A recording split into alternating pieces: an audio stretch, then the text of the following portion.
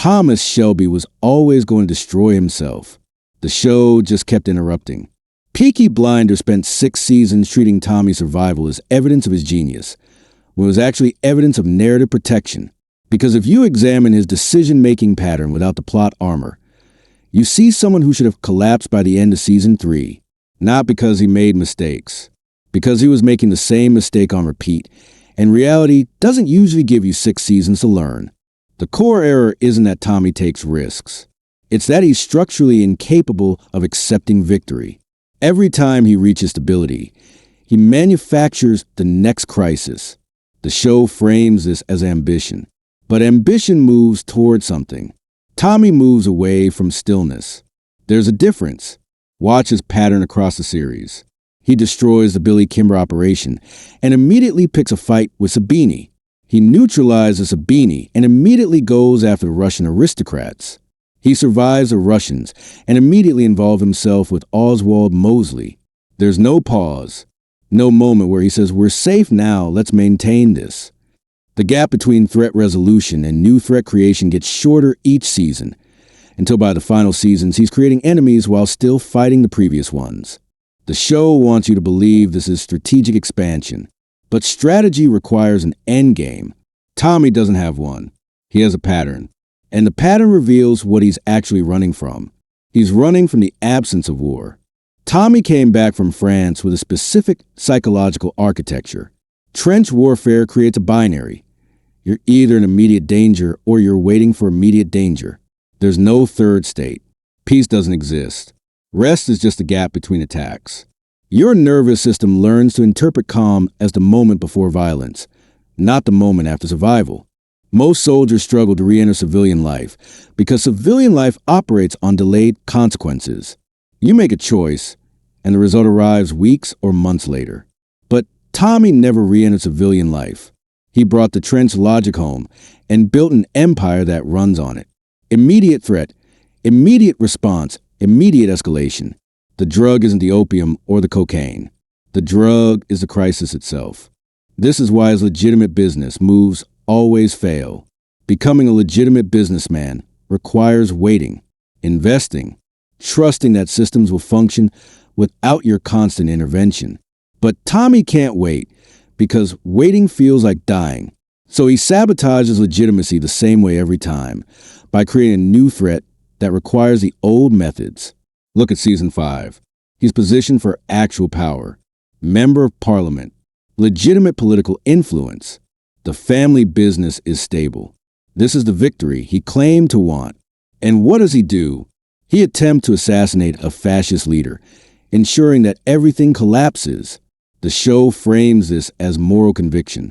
But Tommy has never operated on moral conviction. He's operated on necessity. So why is this necessary? Because if Mosley isn't a threat, Tommy has to face what he actually is without the war. And what he is without the war is the thing he's been running from since France, a man whose survival has no meaning. The psychological term is anhedonia, the inability to feel pleasure or satisfaction. It's common in severe PTSD, but it's more specific than that. Tommy can feel things. He feels when he's winning. He feels when he's in danger. What he can't feel is completion. Every victory is instantly hollow because his nervous system is wired to treat victory as the setup for the next attack. This is why his relationships all follow the same pattern. Grace, May, Lizzie, every woman in his life gets positioned as a symbol of peace, the thing he'll fight for, the reason he's building the empire. But the moment he has them, the moment they represent achieved peace, he either destroys a relationship or ensures they can't actually provide peace. Grace dies. May gets pushed away. Lizzie becomes a business arrangement he resents. It's not that he doesn't love them. It's that love represents the end of necessity. And if there's no necessity, there's no Tommy. There's just a traumatized man in a big house. And he can't survive being that. His children follow the same pattern. He positions them as his legacy, his reason, but he's never present. He's always preparing for their future, never participating in their present, because participating in their present will require him to stop, to be still, to exist in a moment that isn't about survival. And his entire identity is constructed around survival. The family doesn't see this because they're inside the structure he built.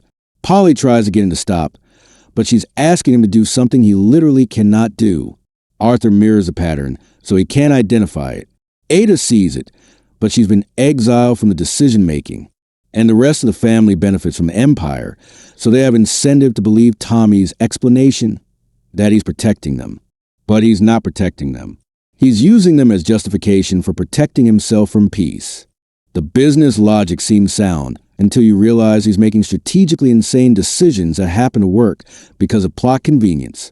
The Russian shipment in Season 3, the Shangri-La vendetta in Season 4, the Mosley assassination attempt in Season 5. Every single one of these should have ended the Shelby operation. They survive because the show needs them to survive. But if you remove the show's protection and let reality function, Tommy dies in Season 3. Here's what happens if the narrative doesn't save him. Season 3.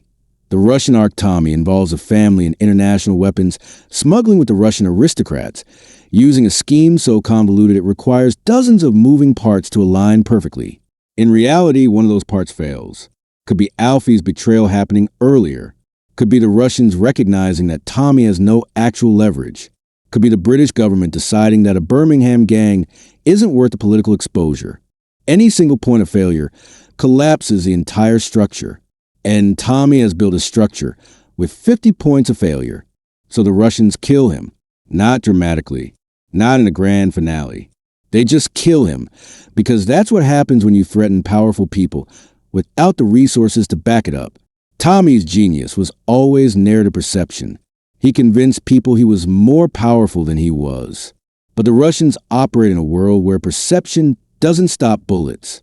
The family fractures immediately. Arthur doesn't have the strategic capacity to hold the operation. Polly tries, but she's been undermined too many times by Tommy's unilateral decisions. The other families smell weakness and move in, not dramatically, just economically. They take the territories, the revenue streams, the protection rackets. Within 6 months, the Peaky Blinders are a historical footnote. Some of the family survives. Ada's already in London. Polly probably cuts a deal. Arthur either dies trying to avenge Tommy or drinks himself to death within a year. The younger members scatter. And here's what makes this a consistent ending. Nothing about Tommy's behavior indicated he wanted a different outcome. Every decision he made maximized immediate tactical advantage while creating long-term strategic catastrophe. That's not the behavior of someone building an empire.